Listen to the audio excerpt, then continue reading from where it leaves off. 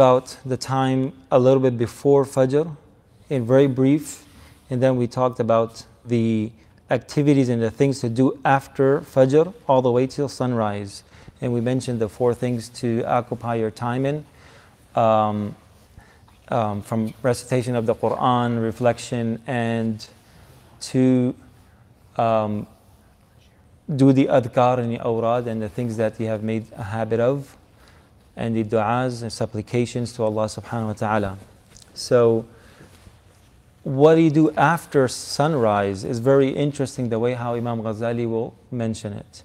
Normally we will start our day with things like going to school, seeking knowledge, and or going to work, getting food for our family, for ourselves, and earning a livelihood so we can pay our bills.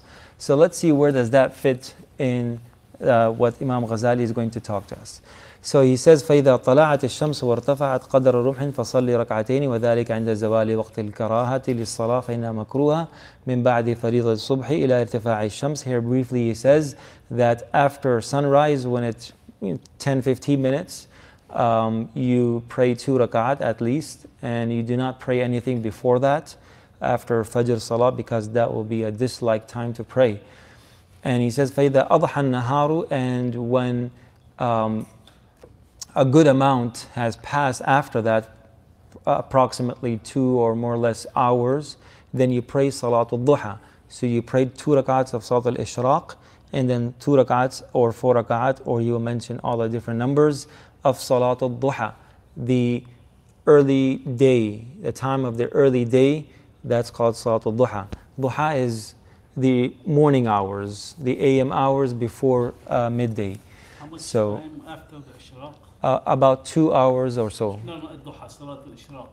Salat al-Ishraq, it's 10 to 15 minutes after sunrise, and Salat al-Duha is about 2 hours after sunrise until before Dhuhr.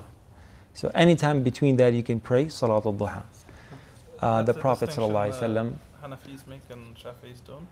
normally they're all the same in that regard. That the Salat al-Duha is a little bit after Salat al-Ishraq, when the day is bright and the sun is quite up. So that's Salat al-Duha. It not necessarily has to be after 2 hours. It could be after 1 hour. If that fits in your schedule, if it fits in your schedule after 3 hours or after 4 hours, that's fine. A little bit after Salat al-Ishraq, that's the other prayer. And there is no other fard salah between Fajr and Dhuhr. That's the only time from the 24 hours that it's not any time for any prayer, for the 5 prayers. Because Dhuhr starts, ends, as it ends, it's Asr starts. As Asr ends, Maghrib starts. As Maghrib ends, Isha starts. And where Isha ends, Fajr enters. But after Fajr, that's the only time where there is no prayer in that time. So that's why these 2 prayers are recommended to do. After that, he says, فَمَا فَضُّلَ مِنْهَا مِنْ أَوْقَاتِكَ فَلَكَ فِيهِ أَرْبَعُ حَالَاتٍ. After the fard prayer and after your Ishraq, then you have your time between your Fajr all the way until midday, until the prayer of Dhuhr. So you have 4 conditions. الحالة الأولى وهي الأفضل أن تصرفه في طلب العلم النافع في الدين دون الفضول الذي يكب الناس عليه وسموه علما.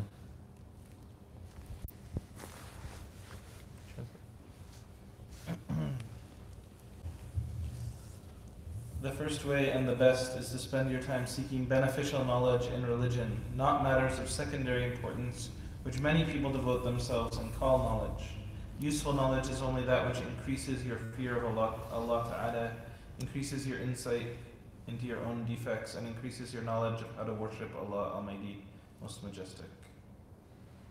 You can continue. It reduces your yearning for this world, increases your yearning for the hereafter, and opens your eyes to the things that spoil your worship, so you may guard against them.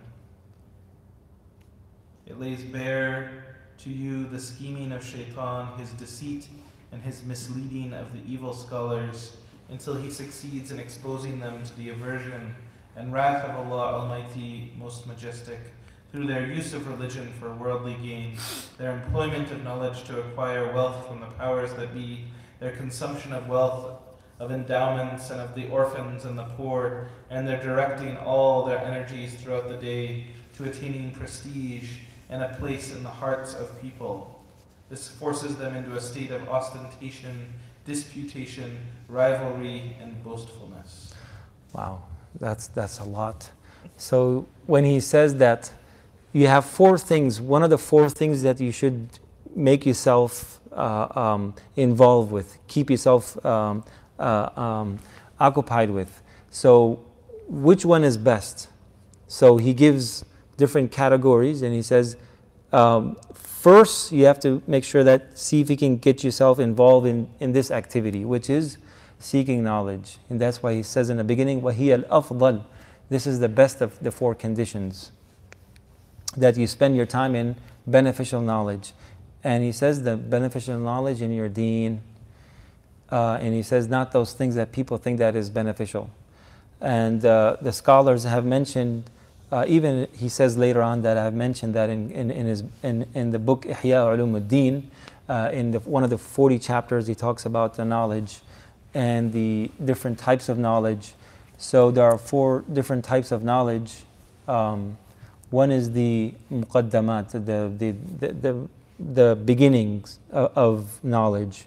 For example, knowing Allah subhanahu wa ta'ala, knowing His attributes, knowing, getting closer to Him, how to do things that you get closer to Allah. What are the things that inwardly will stop you from getting closer to Allah subhanahu wa ta'ala, and those things. And then after that you have the other knowledge that you need to acquire to worship Him properly. So like how to pray, how to fast, how to do Hajj. If you are in business, how to do business. Those are also beneficial knowledge. And these beneficial knowledge comes from different sources, from the Kitab, from the Quran, from the Sunnah of the Prophet ﷺ, from the practices of the Sahaba, and the rightly guided scholars after them, all the way until the scholars who live among us at this moment. And gaining knowledge are those which are fard kifaya. And then you have fard ayn. Fard ayn is what you need for yourself. If I'm working, I need to know what are the rulings that I need to acquire to make my earning and my work lawful, and so on and so forth. If I'm praying, everybody has to pray, so that's fard ayn, to learn how to pray properly. A lot of times people seek other knowledges, different other things, and then when you come to the really basics, like the fara'id of wudu, for example, sometimes it's hard for them to just count the fara'id of the prayer, the fara'id of the ablution, the fara'id of ghusl, for example. So these are fard ayn. Then fard kifaya are those knowledge that it is not necessary for everyone to acquire, right? To know all the rulings of transactions, for example, right? All the different details and the differences of opinion of the madahib, for example. So that's fard kifaya.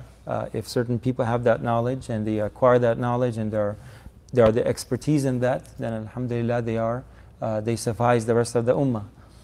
So beneficial knowledge, all of that is important. For example, learning math, learning science, right? And through that, also when you learn science, it indicates to Allah subhanahu wa ta'ala. I think science is one of the greatest means for a person to get to know Allah subhanahu wa ta'ala, how things work in this materialistic world. So benefits. Learning math, it helps you a lot in almost every aspect of your life, right? Numbers are the greatest thing, right? You have to know your numbers. Even counting the 5 daily prayers, right? That there's numbers right there.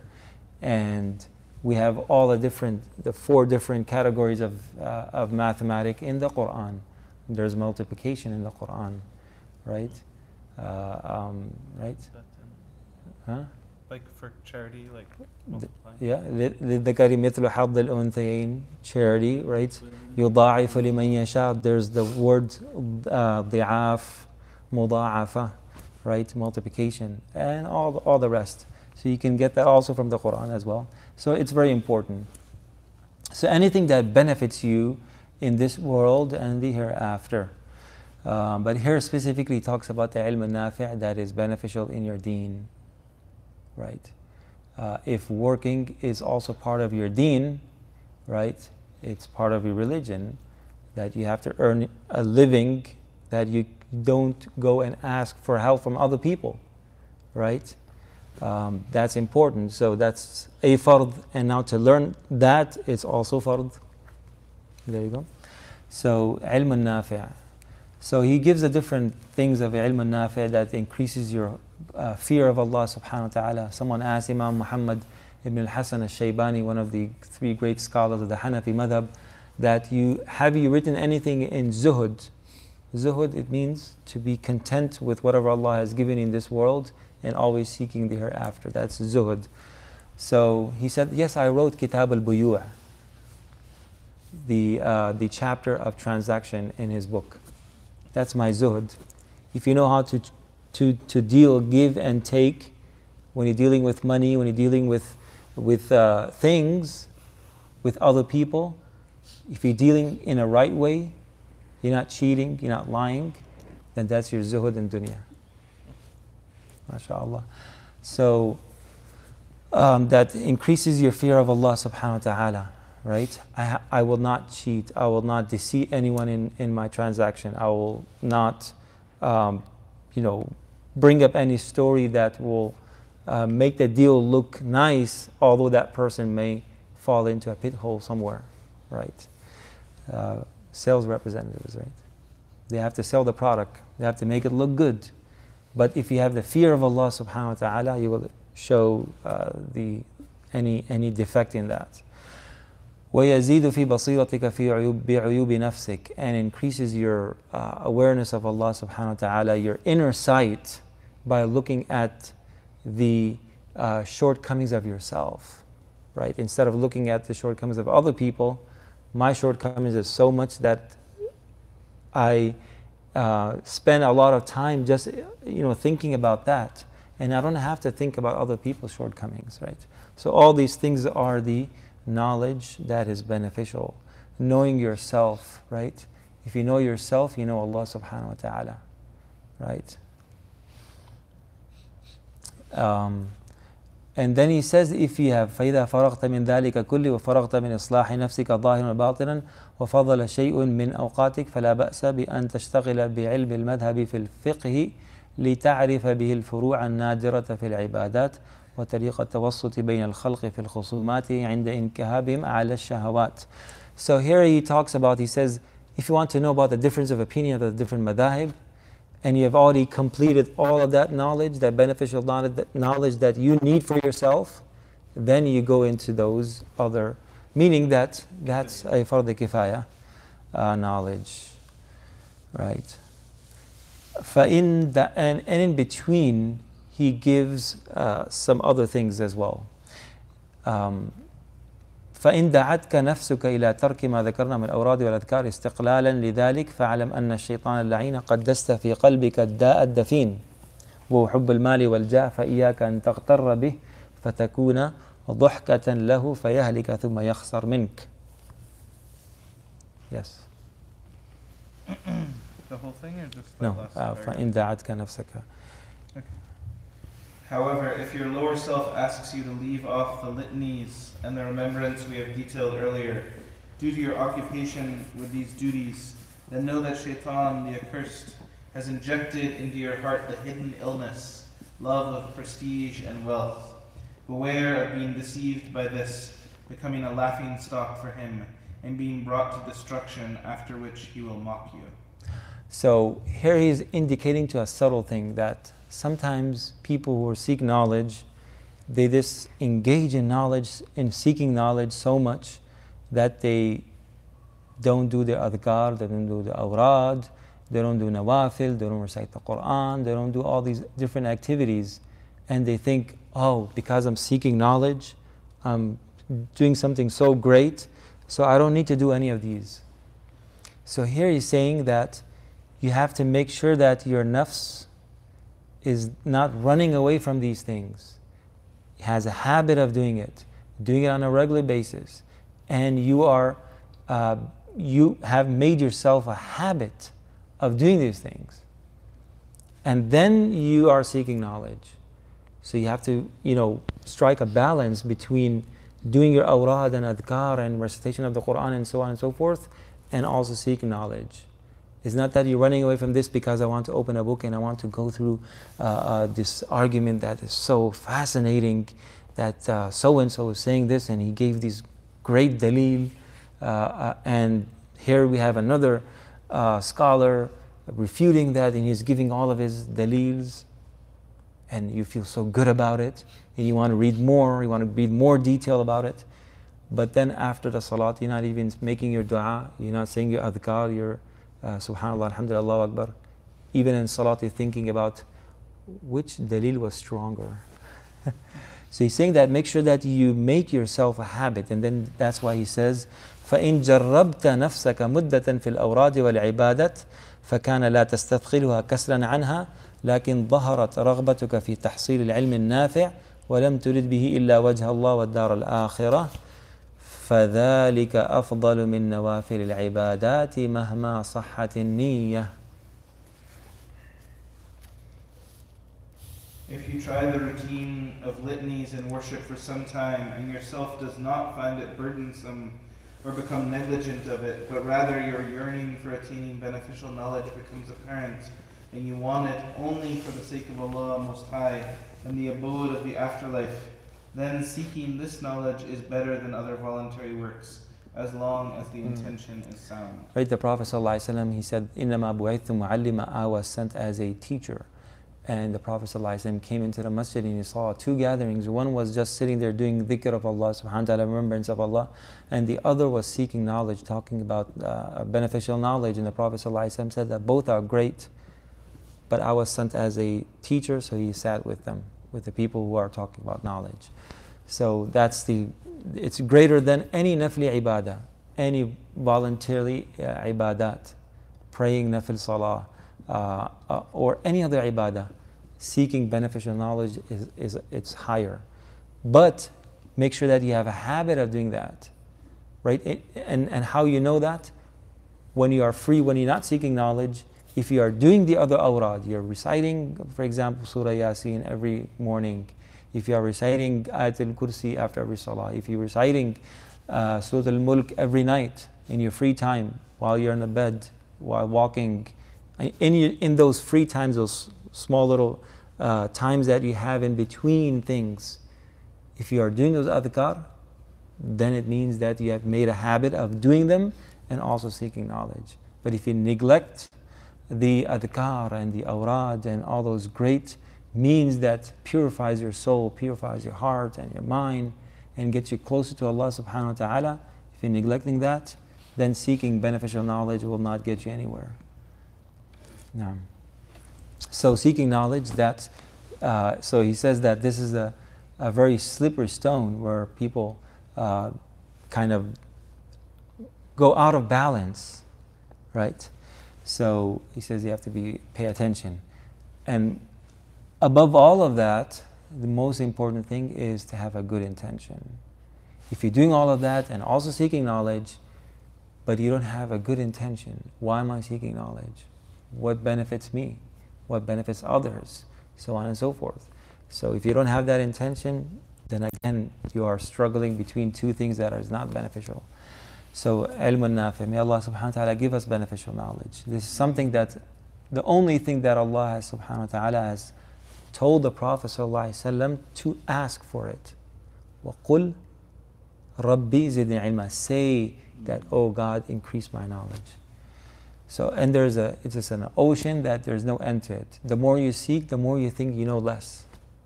If that's the case, then you are growing. Otherwise, if you think you're full, then it's a full cup. How much more are you going to put in it? Right? So be that nice, land that the more water you put in it, the more greener it comes. And keep on putting water, right? It always wants water. A good land, a good soil, always wants water. Keeps on growing fruits and veggies and trees. So that's how knowledge, beneficial knowledge is. The second thing, if you have done that, or you don't want to go that route, you don't have time, or you're not willing to go and seek knowledge, then after that, the second stage is ألا تقدر لكن تشتغل بوظائف العبادات من الذكر والتسبيح والقراءة والصلاة فذلك من درجات العابدين وسير الصالحين وتكون أيضا بذلك من الفائزين. If you are unable to acquire useful knowledge, then spend your time engaged in the duties of worship, such as remembrance of Allah, recitation of the Quran, glorification, and extra prayers. This is among the stations of the worshippers and the ways of the righteous, and by this method you will also be one of the successful ones. So we come back to remembrance of Allah subhanahu wa ta'ala, doing dhikr, awrad, and all those things to engage yourself in that. Now, if you don't want to go to that second stage, there's a third stage. الحالة الثالثة أن تشتغل بما يصل منه خير إلى المسلمين ويدخل به سرور على قلوب المؤمنين أو يتيسر به الأعمال الصالحة للصالحين كخدمة الفقهاء والصوفية وأهل الدين والتردد في أشغالهم والسعي في إطعام الفقراء والمساكين والتردد مثلا على المرضى بالعيادة وعلى الجنائز بالتشيع فكل ذلك أفضل من النوافل فإن هذه عبادات وفيها رفق للمسلمين. The third possible way to spend your time in working on something that will bring benefit to Muslims and by which you will bring happiness to the hearts of believers, or by which you make it easier for the righteous to accomplish good works.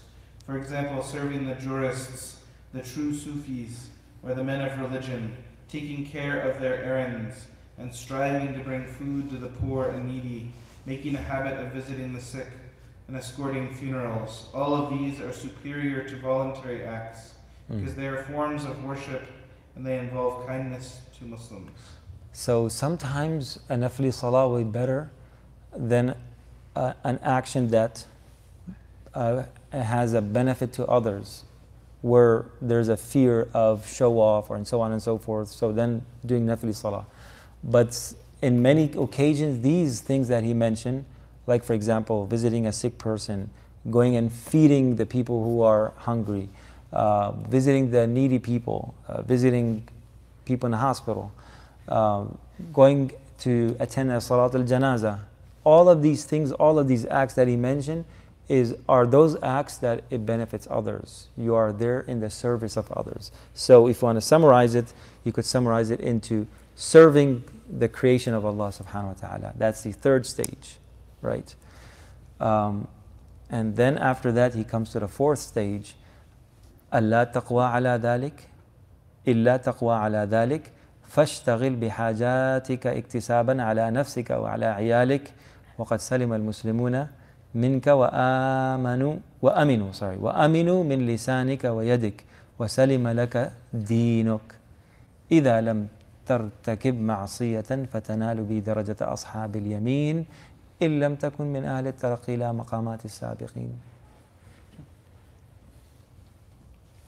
The fourth state is that, lacking the strength for these things, you occupy yourself with your own needs, earning a living to take care of yourself and your family.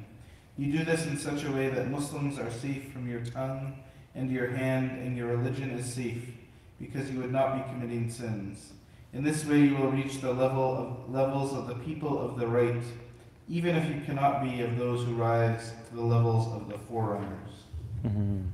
So he says that that's the fourth stage, where you go and you go out and work for yourself, run your errands, work and get something to bring home to feed your family or yourself, but also with making sure that you're not doing anything wrong. Good intention. You're not looking down to anyone. You're not committing any sin with your actions. So you went out, you sometimes even going out earning a living, it also includes helping someone. So with that, you can make that intention. Bringing food to your family is also one of your obligations. So with that intention, also you're fulfilling one of your obligations, so you get reward for that. So with a good intention in making sure that people are safe from you, from your tongue, from your actions. And your deen is also safe. Save your deen. You're not losing your deen because my job requires certain things. I have to compromise my deen. You're not compromising your deen. So in that case, that will be the fourth, and then you will be at least from the Ashabul Yameen, right? The Sabiqun and the Ashabul Yameen after that, right? So if you're not on the highest level, at least you're on the Ashabul Yameen, the people on the right, right? That Allah subhanahu wa ta'ala mentioned in Surah Waqi'ah, right? And then He says, فَهَذَا أَقَلُّ الدَّرَجَاتِ فِي مَقَامَاتِ الدِّينِ. Yes, finished the thing. And this, i.e. the level of the people of right, is the lowest of the levels of religion. And then after that he says there are three categories of people. Salim, Rabih, and Khasir. Salim is the one who has freed himself. Right? He has saved himself. Right? He just passed the marks. And that's the one who just does his fara'id and doesn't commit any sin. That's the base level, right? And then there's the higher one, the one who benefits. It's the one who does extra. He does nawafil, he does recitation of the Quran, he helps others, he does all these things. So he is the one who is now, he didn't break even in his business, but he also made a profit. So he's the one who made a profit, so rabih. And then there's a third category, khasir, the one who lost. He's a loser in his business, right? He didn't break even, he didn't get any benefit, he didn't make any profit. He lost. So you don't want to be from a loser, you want to be from the person who gets profit, who makes profit in his business. But at least if he can be on that level, be in the middle, right? So that's why he says that if people are safe from you, MashaAllah, and you have not done any extra, and you have not done anything wrong, MashaAllah, you will enter Jannah, and you'll be protected from the hellfire. May Allah subhanahu wa ta'ala make us from the rabihun, those who benefit in this world and benefit others, and those who can stay away from things that Allah subhanahu wa ta'ala dislikes, and the things that harms any other creation of Allah subhanahu wa ta'ala. We ask Allah subhanahu wa ta'ala to give us the reality of all these things. So quickly someone can mention the four categories, the four stages. So number one was spending time in seeking beneficial knowledge. Number two, ibadat, all the voluntary ibadat. And number three, helping others, service in the service of the creation of Allah subhanahu wa ta'ala. And number four is earning a living. So, and that's just up to Dhuhr time. Inshallah, the next class we will talk about the prayer, I guess. After that is the prayer, I guess. Yes, how to prepare yourself for the fard salah, for the daily prayers. You just do the first one or two or three, and you're not doing the fourth, then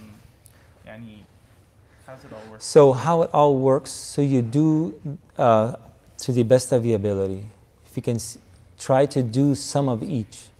For example, try to seek some knowledge, learn something beneficial in that morning hours. Try to benefit someone. Try to do an extra ibadah, for example, the Salat al-Duha, recitation of the Quran, Surah Yasin, for example. And then, of course, we all go to work, or go to school. So going to school, you can make the intention of seeking beneficial knowledge. Inshallah. We ask Allah subhanahu wa ta'ala for tawfiq.